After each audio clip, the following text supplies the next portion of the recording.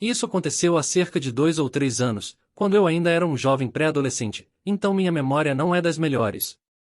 Nas proximidades do meu bairro, havia uma rua que se dividia em dois caminhos e um deles era rotineiramente utilizado para chegar à minha escola, enquanto o outro levava a uma interseção onde ficava uma filial da CVS, que normalmente usávamos para chegar ao centro de San Antônio. Após a CVS, havia uma escola coreana que se assemelhava mais a uma casa com uma placa de identificação escolar, e um campus real que, pelo que sei, era uma escola de ensino médio. No entanto, eu não frequentava essa escola. Do outro lado da rua da escola coreana, havia uma casa estranhamente posicionada, da qual ninguém nunca via alguém entrar ou sair. Ainda mais curioso, essa casa estava cercada por uma densa e alta floresta de bambu. Meu irmão e eu, como pré-adolescentes curiosos, éramos quase obcecados com galhos de bambu, pois eram frequentemente retratados em filmes e desenhos animados. Por isso, costumávamos coletar os galhos mortos que caíam da floresta até a calçada. Em um dia específico, só encontramos pedaços de galhos quebrados na calçada. Então, meu irmão e eu fizemos algo que, honestamente, foi bem tolo. Decidimos entrar pela passagem estreita entre as densas florestas em direção à casa. Em volta da casa, havia lixo espalhado por toda parte, e, se minha memória não me falha, havia 2 veículos quebrados que pareciam estar sendo consertados há um bom tempo. Nós batemos a porta, ouvimos alguns latidos e estávamos prestes a sair após 1 minuto, quando uma senhora idosa, com uma aparência gentil, apareceu. Meu irmão e eu não esperávamos isso, então tentamos explicar da melhor maneira possível que gostaríamos de entrar na floresta para coletar alguns galhos de bambu para brincar, quase como escolher uma árvore de Natal. Surpreendentemente, ela concordou, mas nos informou que não deveríamos entrar sozinhos, pois havia abelhas ou vespas lá dentro e era fácil se perder. Ela nos dispensou por um momento enquanto ia colocar seus sapatos. Quando ela retornou, ofereceu-se para nos dar um tour pela casa, já que esta estava localizada em um pedaço de terra grande e estranhamente posicionado, cercado por edifícios urbanos. Ela nos levou à parte de trás, onde havia uma construção antiga que parecia ter sido usada para armazenamento há muito tempo, mas agora estava coberta por gramíneas altas e amarelas. Honestamente, em certo ponto, comecei a ficar um pouco assustado, e senti como se alguém pudesse nos surpreender de algum lugar enquanto ela nos dava o tour. Felizmente, isso não aconteceu. Ela nos levou até a floresta, passando pelos carros quebrados. A maior parte da floresta era exatamente o que parecia em um verdadeiro bosque de bambu. Lembro dela nos contando que todos os galhos de bambu estavam conectados a um único bambu que foi plantado inicialmente, e assim a floresta se desenvolveu. Não sei se essa informação é precisa, mas achei interessante que ela soubesse tanto a respeito. Ela nos contou sobre o antigo proprietário, um inventor, e nos deu alguns detalhes sobre ele. Também nos contou sobre o filho dele, que, aparentemente, cometeu suicídio na banheira da casa. Chegamos à parte de trás da floresta, onde havia um galpão antigo que parecia ter sido usado para armazenamento há muito tempo, mas agora estava coberto por gramíneas altas e amarelas.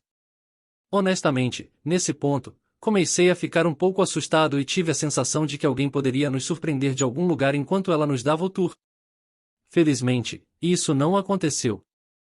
Finalmente, ela nos levou para a parte da frente da casa. Ela nos ajudou a escolher 2 galhos e nos explicou como retirá-los do solo. Algo que não estava relacionado e que só tornou a situação mais estranha foi quando ela nos contou que, em algum momento, viu um corpo morto perto de sua propriedade, acredito que perto de alguns armários de armazenamento que ficavam ao lado de sua casa. No entanto, ninguém acreditou nela. A partir desse momento, meu irmão e eu ficamos assustados e tentamos sair dali, mas não antes dela nos dar um bilhete dizendo que gostaria que voltássemos e trabalhássemos para ela durante o verão. Eu tive a sensação de que ela tinha algo sinistro planejado, mas sinceramente não sei o que era. Algo nela parecia suspeito. Foi em um domingo, bem cedo pela manhã.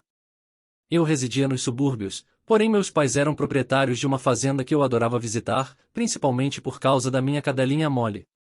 Molly era uma vira-lata, mas de porte considerável.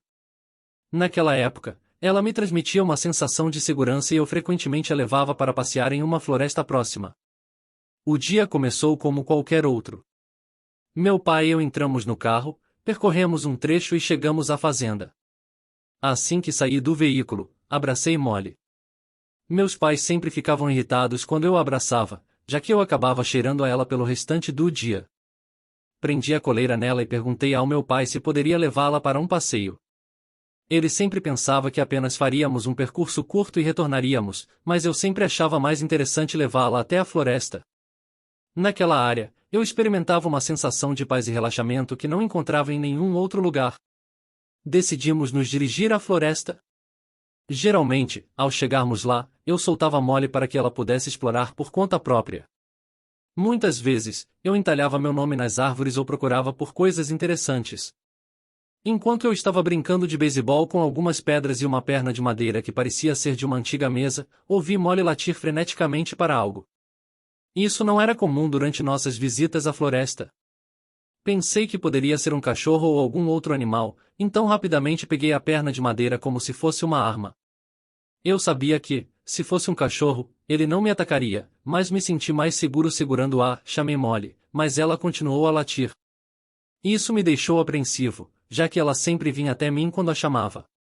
Resolvi seguir o som dos latidos e, ao fazê-lo, me deparei com uma cena que jamais sairia da minha memória. Ali estava um homem, provavelmente com uns 50 e poucos anos, vestindo apenas roupas íntimas e carregando um enorme facão em uma das mãos e uma garrafa de bebida na outra. Era a primeira vez que eu encontrava alguém na floresta, muito menos um indivíduo seminus empunhando um facão gigante. Surpreendentemente, ele estava completamente alheio à presença de Molly e estava golpeando o chão repetidamente, sem motivo aparente.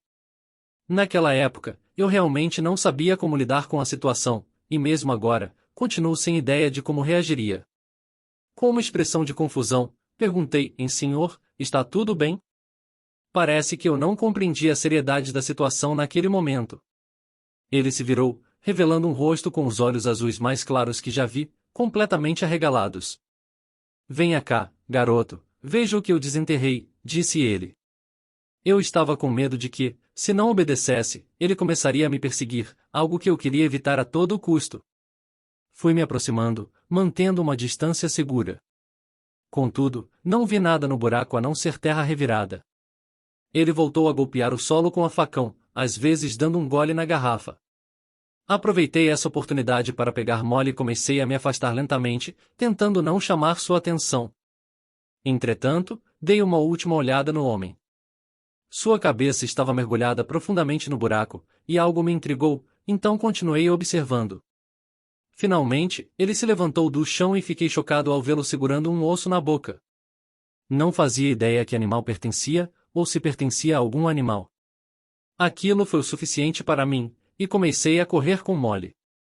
À medida que corríamos, ouvi sua risada e vi algo voando no canto do olho. Era a maldita facão. Ouvi ele gritar em maldição. Isso me fez correr ainda mais rápido. Conhecia bem a floresta, então não tinha medo de me perder. Abri caminho através de galhos e arbustos até sair da floresta, mas não parei de correr até chegar à garagem, onde meu pai estava testando as luzes do nosso trator. Não contei a ele uma única palavra sobre o homem, já que tinha medo de que ele ficasse bravo e não me permitisse mais passear com Molly. Como resultado, nunca mais fui sozinho para aquela floresta.